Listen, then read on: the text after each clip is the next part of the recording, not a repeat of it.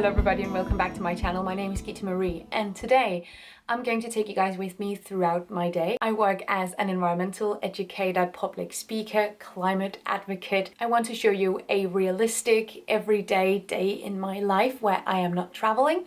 I am traveling tomorrow though, so you know, so many of these follow me around vlogs recently have been of me being elsewhere but my home. So I thought today, let's mix it up. I'm going to a festival tomorrow. It's currently the 3rd of December. That is a lie. Wow! It's currently the 3rd of September and tomorrow I'm going to the last festival of the season, which on my end has been the first festival of the season where I'm actually gonna stay there. And I'm so excited, but I am not prepared at all. And one of the things that we need to do is that we need to make sure that we don't waste food, goes bad in the fridge. I need to do a little bit of shopping for things I want to bring along. Let's have a day in the life of someone who tries to be as zero waste, plastic free, sustainable as she possibly can be. Scene. Oh, you can hear the bells from the church tower. But it's also Wednesday, which means that the farmer's market is open. And I'm not gonna buy a ton of stuff, but I think I will need a few bits. First thing that happened today was that I took a meeting on my living room floor because it's comfy. Later this month, I am hosting one of my biggest events yet. I think there will be almost 4,000 people there. I am so stinking excited. I've gone very much so from doing public speaking about things that I care about to then also moderating, hosting, and it's really exciting. I love that. I want to do more of it. I also recently broke these glasses by sitting on them, so I'll also see if I can get them fixed. I posted about this on Instagram and thank you to everyone who tried to help me by saying, go get them fixed. I got them fixed for free. I'll see if I can make that happen, but if I can get them fixed, period, I'll be excited. And to anyone who said just use wire and put it through the loop, what loop? I sat on them and the whole mechanism broke, so there's no way of connecting these. Absolutely no way. Anyway, the main reason why I'm going to the farmer's market today is definitely because one of the vendors who I love talking to, she's fantastic. She is very keen on hearing about the house that me and my partner bought, and I'm not gonna spare her any details. So of course, we are gonna go. Using the same cotton toad for the bajillionth time. Whoa, whoa, yeah. I was too shy to film any proper footage today, but this is the market. This is what the market looks like. I didn't really get food as much as I just got snacks for the trip because we're going to be away for 3 days, so it doesn't really make sense to buy a whole lot of stuff. But I got 3 carrots that I'll peel, put into a little container, snack for the road. Oh my god, I sound like the most obnoxious almond mom of all time. I am so sorry. I will also have French fries just for the balance of it all. But I got these grapes. This invites a Greek goddess to lay down and have me sort of mouth feed her. That's not what's gonna happen though. What's gonna happen is that we're gonna snack on these on the way to the festival. Almost there. And then my favorite vendor at the farmer's market grows their own tomatoes. So I got a good solid 2 handfuls of those as well. They are so full of flavor. So I just eat these raw. I think, however, I might be allergic to tomatoes because sometimes my mouth gets really prickly whenever I eat them. I do continue to eat them though. Everything I got at the farmer's market, I was actually just there to tell Bende, the vendor, about the house, and she gave me the produce as a housewarming gift. So thank you so much, Bende. Sponsored by De Glade Gardener. And if we're wondering what happened with the glasses, I spoke to a very lovely woman who politely told me that this doesn't make sense to fix and that they don't do it. Jeg vil simpelthen bare lige høre, om I laver reparationer. Det er fordi, jeg har sat mig på dem. Det er ikke noget, I laver. Om det kan jeg så gøre, det er helt i front. Because of the plastic material, you can't really take off the little mechanism and put in a new one. They don't do it. It's not necessarily even possible, according to her. Then I said that maybe I just wanted to try on my own then.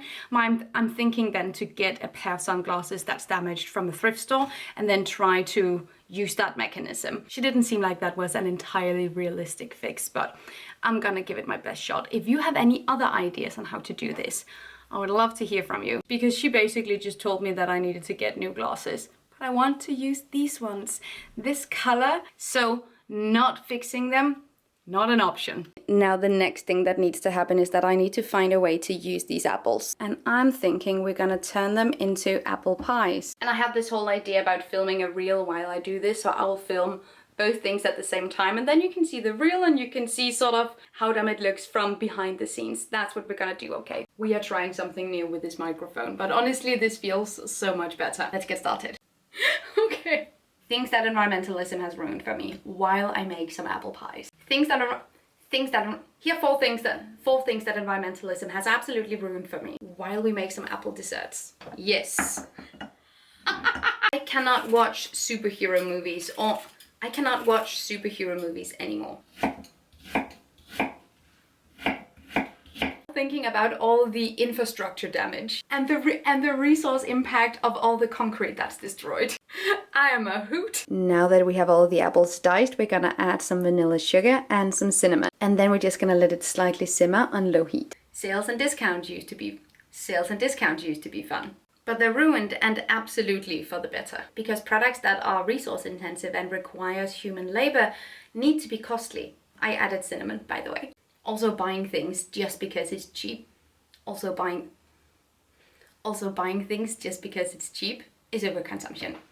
And this next one might be a little bit controversial. Food saving apps. Because I get food shouldn't be wasted. That's why we're making this whole thing. Building a business model that benefits from that excess food, makes money from excess food, doesn't actually tackle the main problem. If anything, it maintains it. Why would you as a company look into producing less food to avoid the overproduction if you can still make money from that food? And lastly, merch. Supporting your favorite artists with clothes that's made in a sweatshop. Please do better. Even just a little GOTS certification would be fantastic. I'm bringing you guys into the living room for the taste. I already did taste it, but I'm gonna talk about it again. This is an absolute banger. And yes, I did buy the puff pastry because who in their right mind has time to make that? That is a specific kind of craft I'm just not gonna engage with. I tried to do it once, just never again. Puff pastry, the cheapest versions are vegan, just because it's cheaper to produce them that way. I want to get the most out of the apples while they're in season, and this has been a fantastic way of using them. More baked goods. This was easy and honestly such a banger. In other news, I just wanted to share this report with you. I recently did an interview with the think tank Hav, which means ocean in Danish. And I just want to add a few highlights in this otherwise very casual vlog, awkwardly, in this video that has nothing to do with this. But I'm really excited about it in the not so good way. So not only does this report say that 98% of Danish waters are in chemical conditions classified as not good, it also says, more importantly, there's a little bit of, I'll see if I can find it online and link it to you guys if you want to read it. When you test for chemicals, it says that you test for about 31 different chemicals, but there are hundreds of thousands of chemicals in our society today. So what we learn is a tiny glimpse into the main problems in our ocean environments. Fun, fun, fun, fun for the whole family. This is the worst version of a commercial break. It's just a little, what does the report say break? Anyway, back to our regular programming. I made this dough last night and let it rise in the fridge overnight, and this is my leftovers from last night's dinner. I tried to strain some of the liquid from the chili and had a full out-of-body experience where I saw myself doing this and felt so silly, but the chili was too wet. So what was I supposed to do? Then I roll out the dough, which is not my best dough ever, admittingly, but will make it work. I don't have a recipe, I just had yeast, water, flour, and salt, and sometimes it's fantastic and otherwise it's mid. That's life when you don't want to follow recipes, not even your own. And then comes the messiest part of the process, which has to be a record for how messy cooking can be. I applied a good even layer of the chili and then my vegan chicken before rolling the dough and cutting out slices to make the little buns. And this left me covered in chili. In Denmark, you will often see savory buns like this with pizza filling in it. So some kind of tomato sauce, cheese, various meats, etc. So I thought, why not just do it with my leftover chili sin carne? And it worked perfectly. Sort of like a savory take on cinnamon rolls, which I was also tempted to make. These are the buns before the oven, and I think they ended up looking pretty okay. And this is what they look like after baking. They got 20-ish minutes at 180 degrees Celsius. Another thing I really wanted to... I have chili on my forehead.